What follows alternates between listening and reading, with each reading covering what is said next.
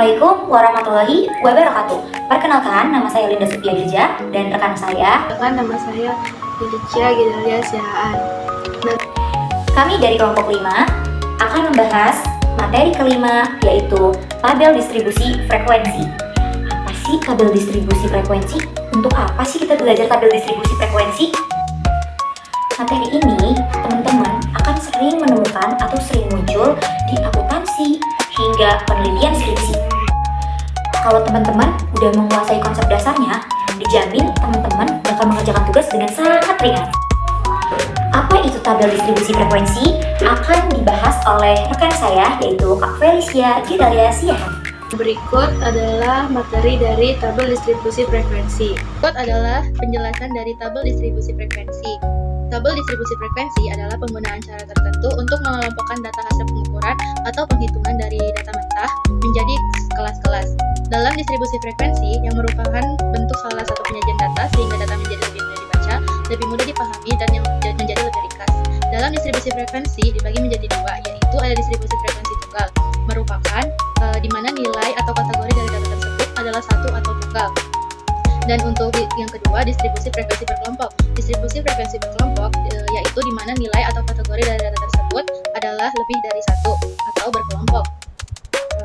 Berikut adalah contoh tabel distribusi frekuensi data tunggal. Yang ini bagi yang vertikal dan yang ini untuk yang horizontal.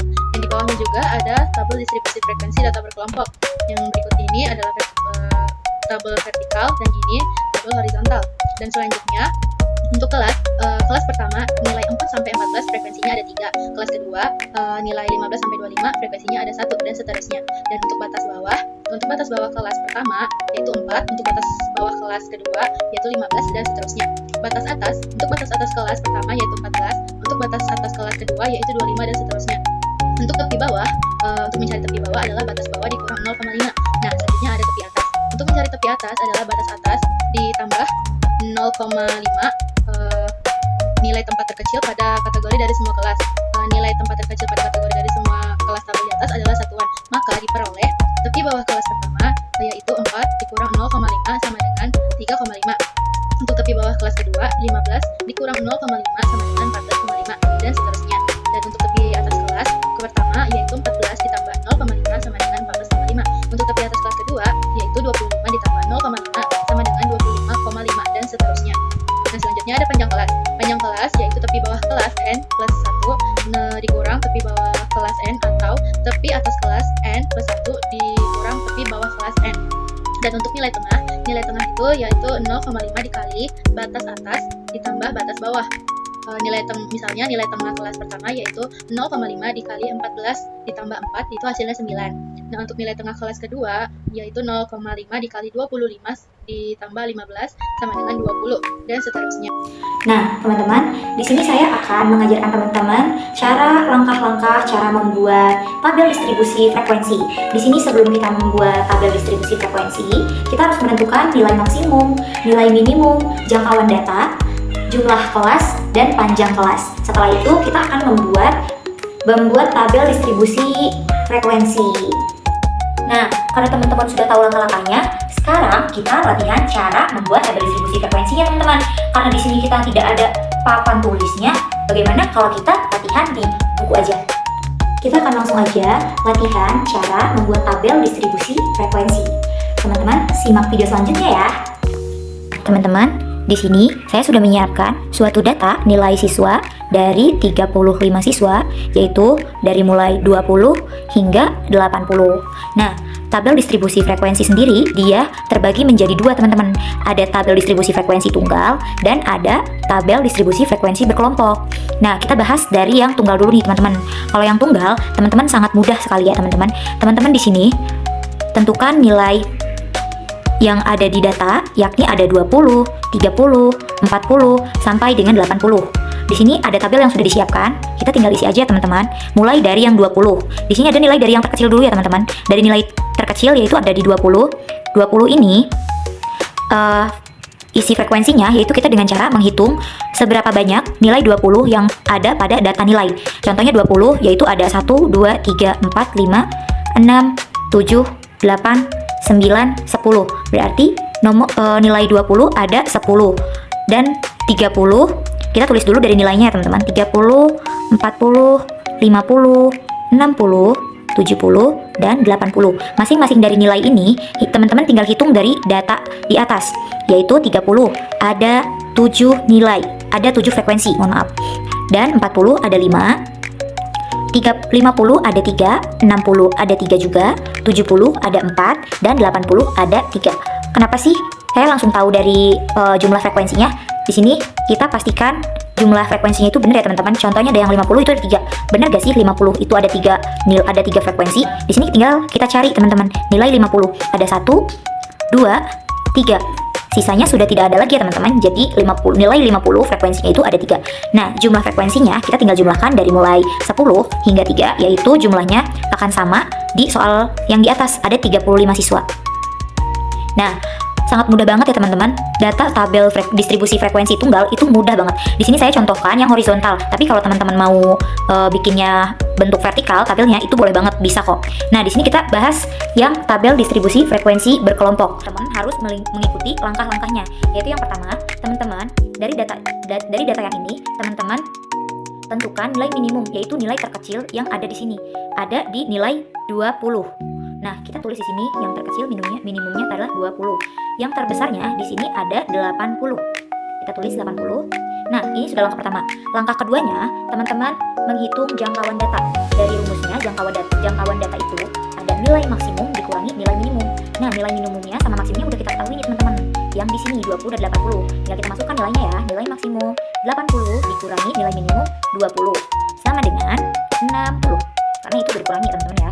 Langkah ketiga, jumlah kelas. Jumlah kelas ini dia punya rumusnya sendiri teman-teman, yaitu 1 ditambah 3,3 log n. Nah, rumus ini kita tinggal pindahin aja teman-teman. 1 ditambah 3,3 log n itu yaitu jumlah datanya. Jumlah data kan tadi udah ketahuin ya teman-teman, 35. Jadi di sini kita nanti hitung log 35 itu berapa sih? Gitu. Nah, kita hitung lagi teman-teman. Turunin lagi ya, 1 ditambah 3,3. Nah, log n itu kita bisa cari di kalkulator. Biasanya saya cari di kalkulator saintik, waspada ya teman-teman ya. Log 35 itu sama dengan 1,544. Nah, kita kalikan dulu teman-teman terlebih dahulu. Satunya kita bawahkan, 3,3 dikali 1,544 yaitu 5,95.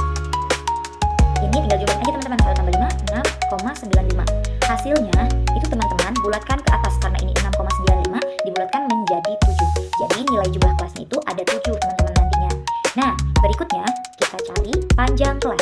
Dimana panjang kelas itu dari jangkauan data dibagi jumlah kelas. Jangkauan data kan kita udah ketemu ya teman-teman. Hasilnya yaitu 60 dan jumlah kelasnya yaitu 7. Di sini kita tinggal bagi aja teman-teman. 60 dibagi 7 sama dengan 8,57. Nah, karena dia hasilnya koma lagi teman-teman, jadi kita bulatkan lagi ke atas menjadi 9. Nah, kalau udah selesai seperti ini, kita mulai membuat tabelnya. Di sini saya udah buat tabelnya teman-teman, biar kita lebih cepat juga ya. Nah, di sini nilainya pertama-tama batas atasnya itu kita tentukan, yaitu dari nilai minimum. Tadi teman-teman nilai minimumnya udah ketemu ya, yaitu ada di 20 nilai minimumnya. Kita tulis di sini batas bawah ya, mohon maaf ya teman-teman. Batas bawahnya 20. Nah, batas atasnya kita tambahkan dari panjang kelas. Panjang kelas itu ada 9 teman-teman. Nah, 20 ini tinggal kita tambahkan 9 dari panjang kelas, yaitu 28. Dan seterusnya, di sini ada 28 mulai dari 29 ditambah 9 lagi. Jadi 37. Kita hitung lagi, 37 ditambah 9, yaitu mulai dari 38 sampai 46. Dari 47 berarti sampai 55. Oke, kita cepetin aja teman-teman ya. Di sini ada 56 ditambah 9 sama dengan 64. 64 ditambah 9 dari 65, mohon maaf, dari 65 sampai 73. Lalu 73 ditambah 9 lagi 74 sampai dengan 82. Nah, selanjutnya isi frekuensinya sesuai yang ada di tabel distribusi frekuensi yang tunggal ini teman-teman. Yang ini tinggal kita pindahkan aja ke sini, yaitu ada 10, 7, 5, 3, 4, 3. Jumlahnya ada 35 siswa. 35 data, mohon maaf ya. Nah, ini udah jadi teman-teman. Nah, oh iya, saya lupa ya teman-teman ya. Kenapa sih jumlah kita ada 7 nih? Ada 1, 2, 3, 4, 5, 6, 7. Nah, itu didapat dari hitungan yang udah kita cari teman-teman, yaitu jumlah kelas. Jumlah kelas kita tadi hasilnya berapa? Ada 7. Jadi di tabel ini saya buat ada 7 kelas dengan panjang kelas, yaitu selisih kelasnya ada 9. Nah, udah jadi teman-teman, tabel distribusi frekuensi berkelompok udah jadi. Jadi kita tidak usah menghitung satu-satu ataupun dengan repotnya dengan banyak data, itu bisa diringkas menjadi satu data aja, satu tabel. Oke teman-teman, semoga teman-teman paham ya. Sampai ketemu lagi. Materinya mudah banget kan teman-teman, semoga teman-teman bisa paham ya. Sekian video dari kami, dari kelompok 5. Kurang lebihnya mohon maaf. Terima kasih. Assalamualaikum warahmatullahi wabarakatuh.